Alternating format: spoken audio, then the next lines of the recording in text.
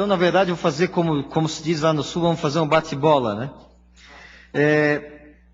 Não sem levar uma reflexão. Eu não tenho todas as respostas, eu acho que o Marlon aí, especialmente na questão eleitoral, é o nosso papa e bem conduziu alguns assuntos, mas eu gostaria de externar algumas opiniões. Primeiro, nosso conselheiro Costa e Silva, da Bahia, com relação ao processo eleitoral pela internet. Eu fui funcionário concursado do Tribunal Regional Eleitoral de Santa Catarina durante quase 3 anos, 2 anos e 7 meses.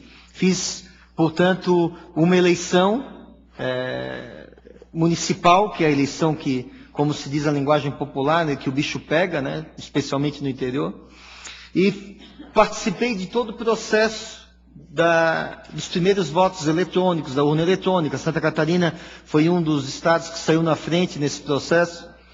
E, na época, já existia uma contestação muito forte, se eu não me engano, não sei se ele já era senador, o senador Requião, do Paraná, inclusive com atestado de um engenheiro da eventual possibilidade de alteração da urna eletrônica.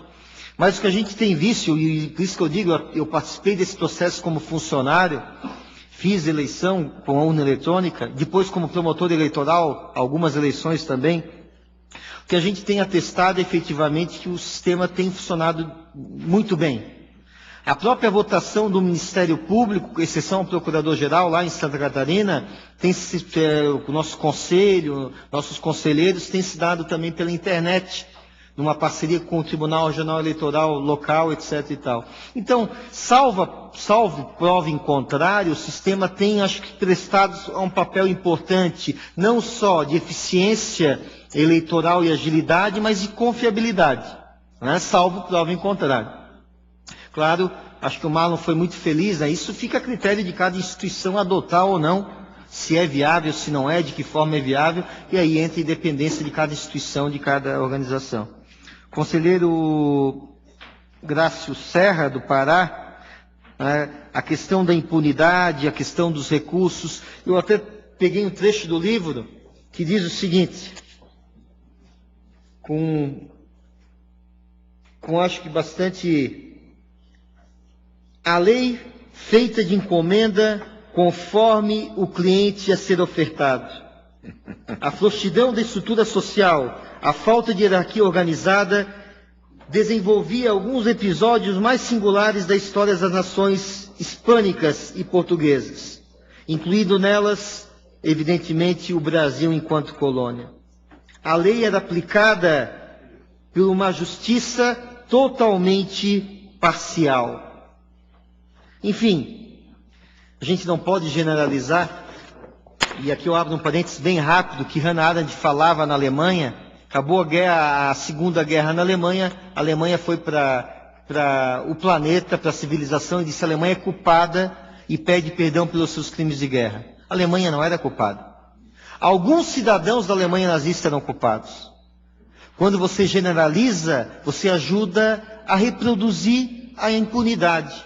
Porque quando todos são culpados, os verdadeiros culpados não podem ser identificados, processados e punidos. Então, quando todo político é ladrão, quando todo engenheiro recebe caixa 2, quando todo promotor de justiça é corrupto, quando todo juiz é de sentença, ainda que situações excepcionais que existem e devem ser efetivamente tratadas, a gente está cometendo um grande erro. Porque quando você generaliza, você está estimulando a impunidade.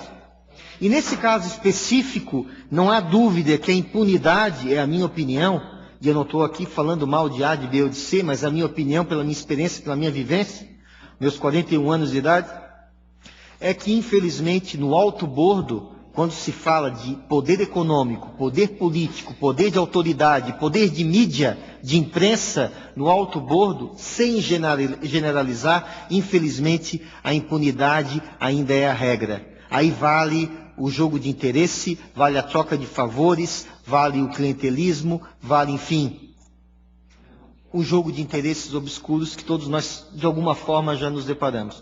Como tratar isso? Através de um povo consciente, através de uma sociedade organizada. Não existe fórmula mágica, não importa, isso eu sempre digo nas palestras, né? Não vai vir respeitando a religião de todos nós, né? Todos temos as nossas crenças, mas não vai vir um Maomé e vai resolver os nossos problemas. Não importa o partido, não importa. Nós, sociedade, temos que amadurecer. E esse processo, ao mesmo tempo que é um processo difícil, é um processo possível. E vai se dar com muito trabalho, educação, conscientização, participação. A gente tem, abre aspas, que se incomodar, tem que arregaçar as mangas, tem que ir lá para a comunidade participar. Isso é inevitável. Não existe uma fórmula mágica.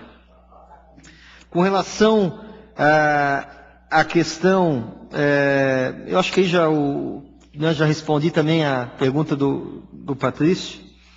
Petrúcio, desculpa. Depois nós temos aqui o Kleber Santos, questão do controle do judiciário.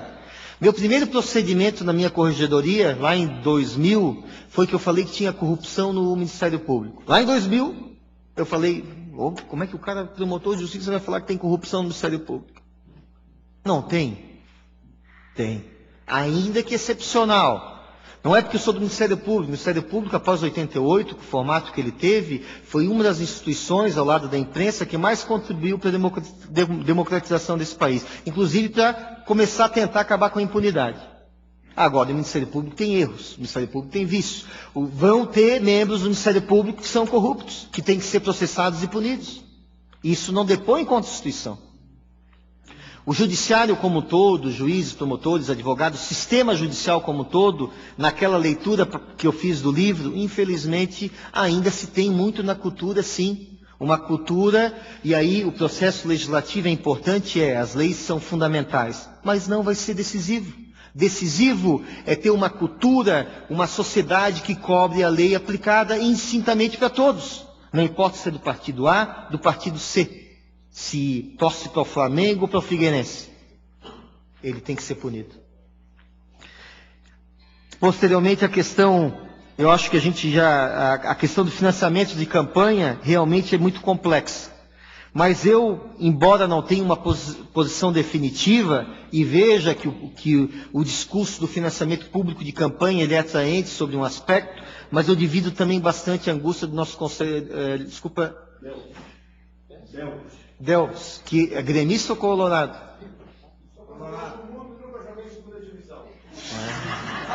Então tá bom. Até Colorado ganhou do meu Figueirense de 4-1 na rodada passada. Mas assim, o meu pai...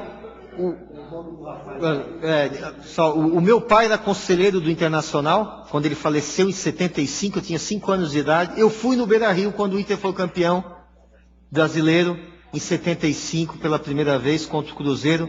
Elias Figueroa, de cabeça, cumprimentou o Raul. Mas, eu sou figueirense mesmo, mas eu tenho uma simpatia pelo Colorado aí.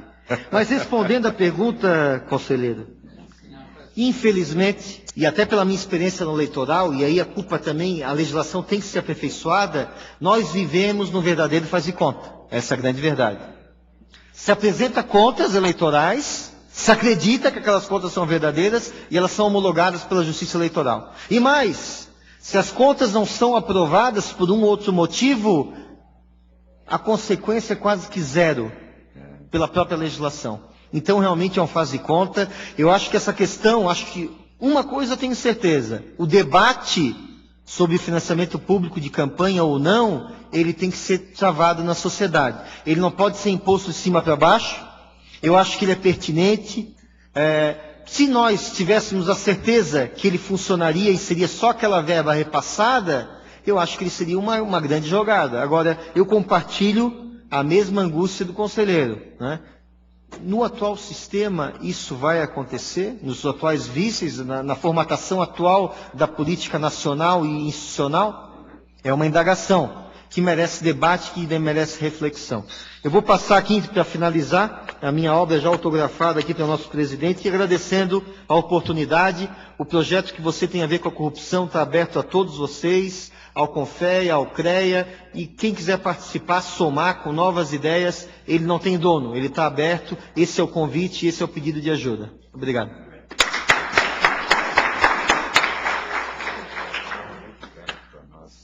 Vai ficar aqui na nossa biblioteca à disposição de todos também, para parte da nossa biblioteca e também do nosso compromisso de levar o movimento e participarmos ativamente dele, como temos feito no lançamento do movimento de combate à corrupção da engenharia, da arquitetura, da agronomia, nossa participação no Instituto Etos, com jogos limpos dentro e fora dos campos, a nossa parceria da CGU também, para poder mapear os riscos de corrupção nos processos licitatórios. Eu tenho certeza que esse plenário, essas lideranças profissionais, e aqui está o nosso representante do CEDEM, as nossas entidades também se engajarão cada vez mais nesse processo para construir um país melhor para todos nós. Muito obrigado e parabéns.